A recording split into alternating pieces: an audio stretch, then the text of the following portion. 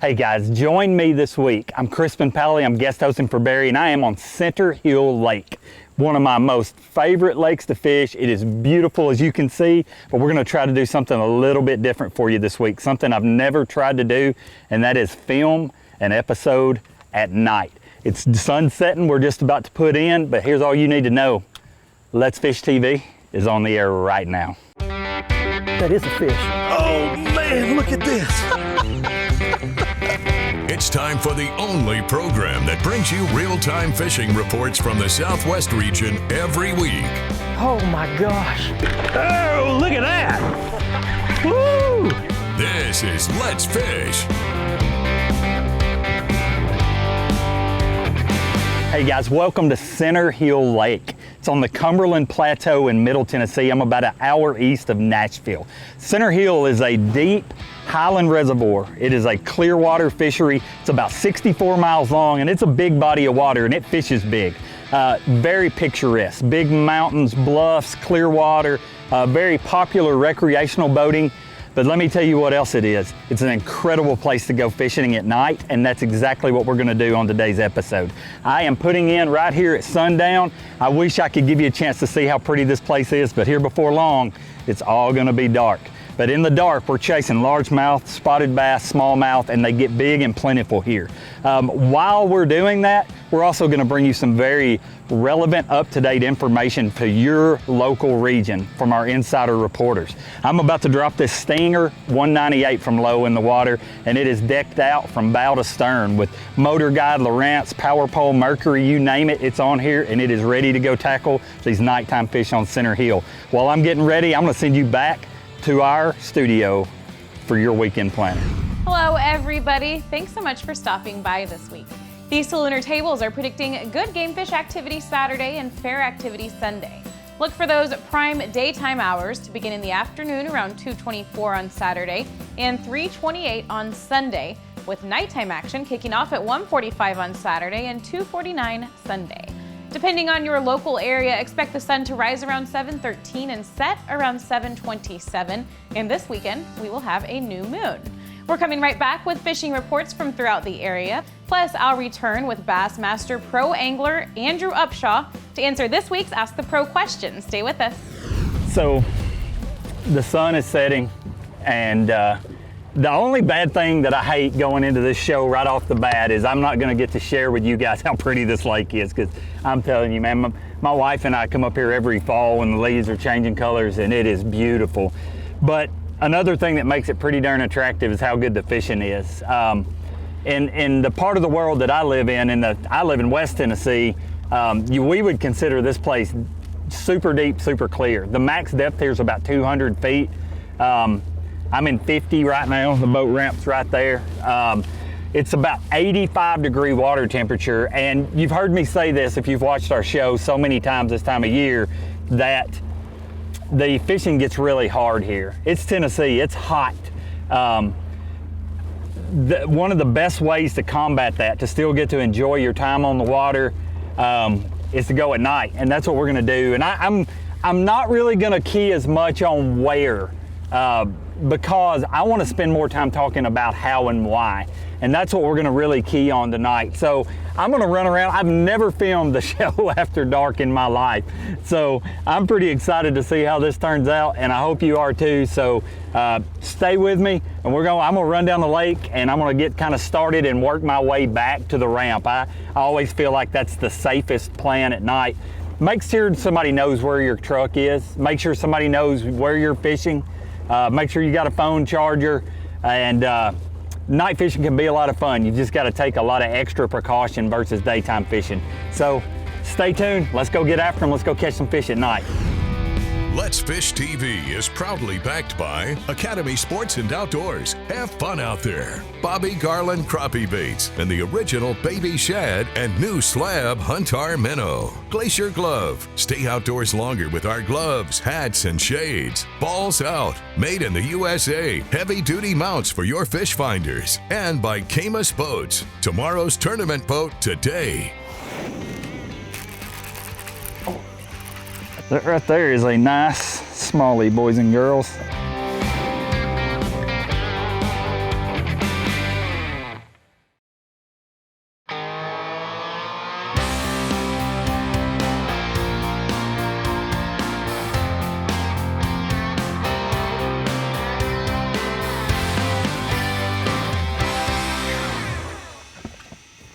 There's one.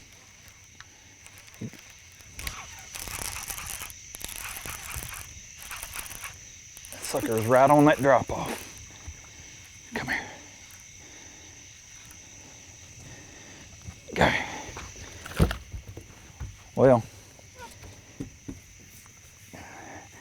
ate the old black and blue jig with the crawdad menace on it.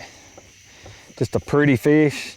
Not exactly the quality that I would hope for, but probably a keeper if you put it on a measuring board. I'm gonna talk to you a minute. Let that little fella go. I'm gonna talk to you a minute about bait choices and why. One of my favorite nighttime baits is a black and blue jig. This is the Denny Brower structure jig, and this is 1/2 ounce based purely on the depth that I'm concentrating on. One of the things that you need to understand is how fish utilize color at night. In the daytime, when they're really visual, lifelike colors or contrasting colors, make sure I'm not getting on the bank here. My light, there we go. Oh, I'm good. Makes a lot of difference. You know, what color you use in the daytime. At nighttime, dark colors are easier for fish to see and find. I tell people all the time, if it's dark and cloudy or nighttime, fish dark. If it's clear and sunny, fish bright. And that's exactly what I'm gonna stick with all night long. I'm gonna throw this black and blue jig with a dark colored trailer that makes a lot of commotion, a lot of action. Hi everyone, Captain Greg Varm here for this week's Texas Coastal Fishing Report, brought to you by McLean Trailers. They have a complete line of aluminum or galvanized boat, cargo, and utility trailers. Also, they have all the parts and accessories to fix or repair your boat trailer. Check out their website or give them a call. Now let's talk fishing. Hey, Captain Wayne Davis down in Port Mansfield is already seeing a glimpse of fall patterns as fish have started moving up into the shallows where the bait is thick. Large pods of mullet and pinfish are in 2 foot of water. Lots of specks and reds are feeding up on these pods. Now let's move up to Baffin. Captain Chris Martin is seeing consistent topwater bite on cloudy mornings. He is wading and drifting shallow flats with small topwaters like the Spook Junior and catching both specks and reds. Also, the bull reds are thick along the ICW and the King Ranch shoreline. Captain Chris says once you locate these bulls, hey, they will eat virtually anything you throw at them. Hey, now let's move up the coast a bit to Sabine Lake. Captain Bill Watkins says the lake is in great shape. Trout green water on the southern end of the lake. It's a great time to get on the coast and go fishing. From all of us here at Team FGTX, stay safe, may God bless. I'm Captain Greg Varm. I'll see you next week. There's one, Chris. Oh, that sucker's running at me. Feels like a good one. Spot or no, smallmouth. Come here, come here, come here.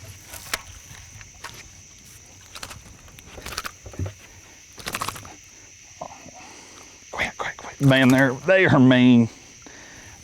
I mean mean. They will tear your hands up. That right there is a nice smallie, boys and girls, on the old structure jig.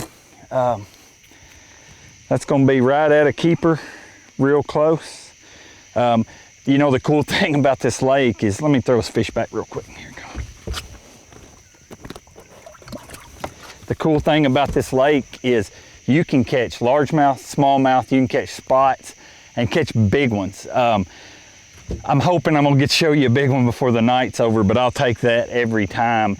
One of the cool things about night fishing too, if you haven't done it, if you have, you'll know exactly what I'm talking about. If I got my light on, is that the bite is so incredibly aggressive at night because they can't see good. I think they really hit the bait hard. I was dragging that jig just then, and that fish like jerked it out of my hands. It is very difficult for me to make sure my camera guy knows that I've got one on, you know, and not just. It's complicated, and at night we're like trying to turn lights on. So this has been a fun experiment, but what I'm using is dragon baits, and I'm using either a jig or a worm, and it's something I'm using, something that makes a lot of commotion, and I want to keep it on the bottom. Where like a lot of times during the daytime, you know, you'll work a worm or work a jig.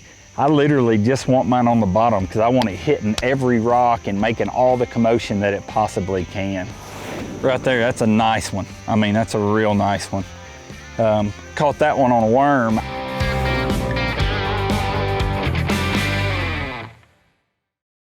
Hey guys, thanks for watching. If you want to see more fishing tips, how-to videos, big fish catches, and full episodes of our Let's Fish TV show, be sure to subscribe right here to our YouTube channel. You can also like our Facebook page and follow us on Twitter. Good fishing out there.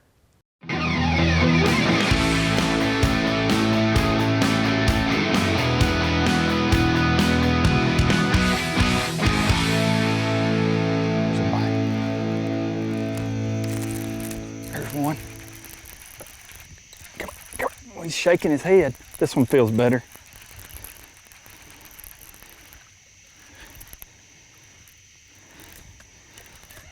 Oh, yeah, he's better. He decided at the boat that he didn't like having a piece of steel stuck in his face. Come here. Largemouth. Oh. That's a good one right there. That's what you come here for. Big old center heel largemouth on the worm. Right there, that's a nice one. I mean, that's a real nice one. Caught that one on a worm. I caught a couple fish on a jig early, and honestly just kind of slowed down, so I picked the worm up. I had heard some reports that they've been catching them here, and that fish right there was pretty deep. I'm gonna say that fish was probably in 15 or 20 feet of water, and it's a spot where I've always known where there were some stumps and brush piles. I'm gonna let this one go. That is a pretty fish right there.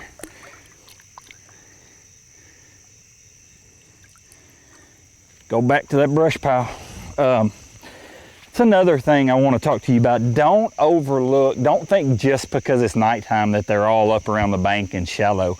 This is a little flat that the river swings up against. I know I could tell you that I'm fishing in the ocean right now, and you can't tell probably, but the river is right here, and there's a little flat where the river swings up against it. It's kind of a flat point. There's some stumps and brush on it, working it through those brush piles and over those stumps and in the rocks, and that sucker right there just hammerjacked it. I'm talking about like smoked it. And that, there again, the nighttime bite is so strong, but do not overlook offshore. They still bite out there. The fish that are on the main lake don't just run to the bank because it's dark. They live where they live. They just get up on top of it and get a little more aggressive. So don't overlook the deep water bite at nighttime. You don't leave your house. Like you eat dinner where you live, and so do these fish. Hi everybody, and welcome to this week's Lone Star Lakes, brought to you by the good folks at Skeleton Optics. Family owned, veteran owned, and using only the best glass lenses from Zeiss, Skeleton's offering you 20% off on your order with the code LONESTAR20. Now this week we're going to start at Lake Whitney. The sand bass bite is on fire. You'll be able to find all the community humps because you'll see the other boats there. Now a couple of ways to avoid this are A, fish during the week. You'll see much fewer boats, a lot less traffic on a weekday than you will a weekend. If you're fishing a weekend, find some other humps. There's lots of them out there. Use your topographic maps to locate those humps, then go around and check them with either a slab, or you can use live bait for sandies as well. At Ray Roberts, the bass, largemouth, offshore, structure. You'll be looking for things like humps and old pond dams, places where the creek channel meets the trees, things like that. You're going to want to fish an old favorite, the Carolina rig. Use your 1 ounce weight, about a 2.5 to 3 foot leader, and something small, a French fry or a little creature bait, something like that. That's this week's Lone Star Lakes, brought to you by Skeleton Optics. Be sure and check us out on Facebook, Lone Star Lakes. Let's Fish TV is proudly backed by Mercury, Go Boldly, Lowrance, America's #1 fish finder, Lose, Feel the Difference, and by Gulf Shores and Orange Beach, Alabama. Get our free fishing guide at orangebeach.com. The exact same cast, exact same bait. Catch a largemouth, catch a smallmouth. That's a big old long smallmouth right there.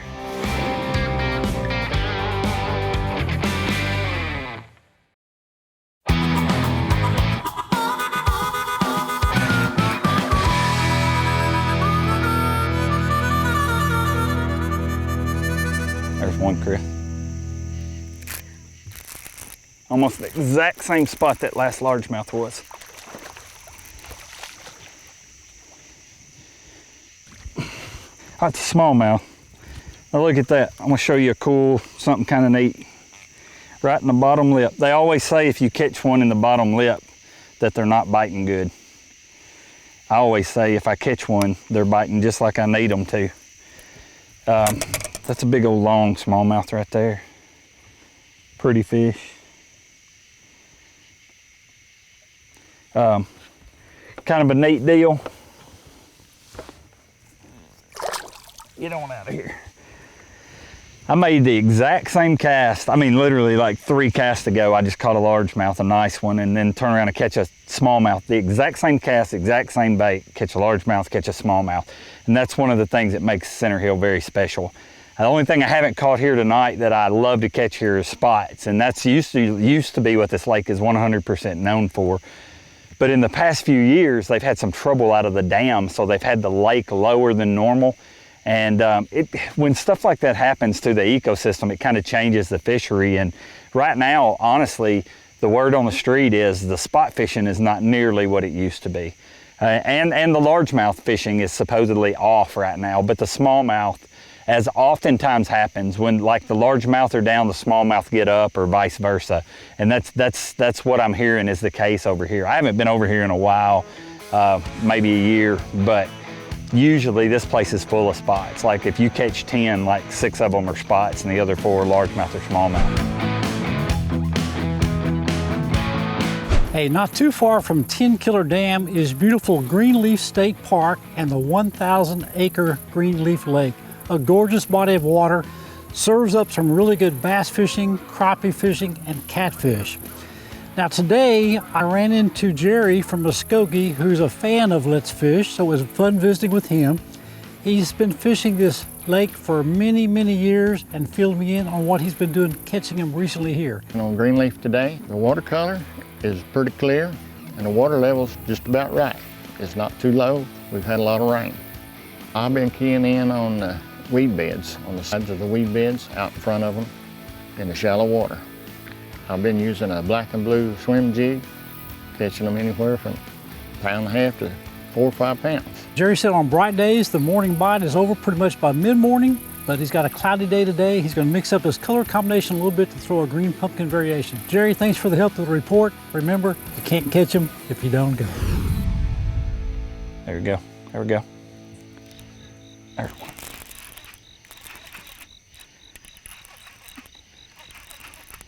Don't know how big he is, but I do know how mean he is.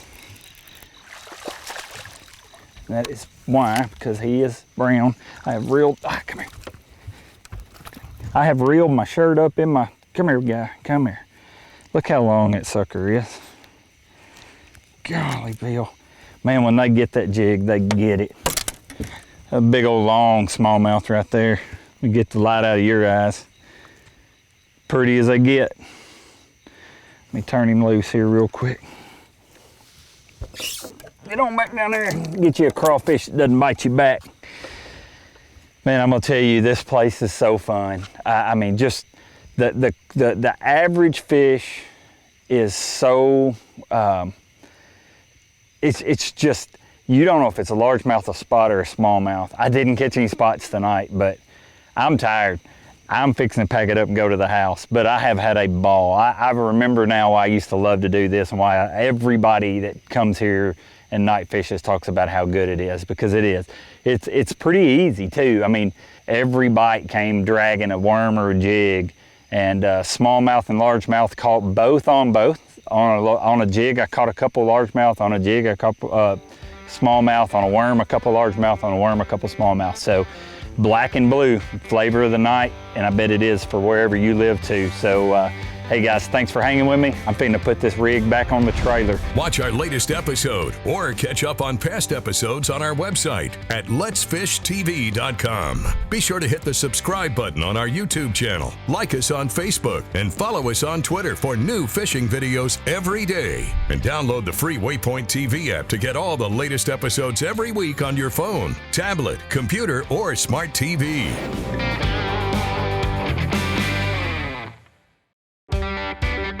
Let's Fish TV is proudly backed by MotorGuide's Tour Pro, cable steer motor with GPS anchor, WAYPOINT Marine, the Gulf Coast's leading saltwater boating specialist, Strike King, Taiwan On, and by Low Boats. Welcome to Low Country. Welcome back, everyone. Let's get right to your Ask the Pro question for this week.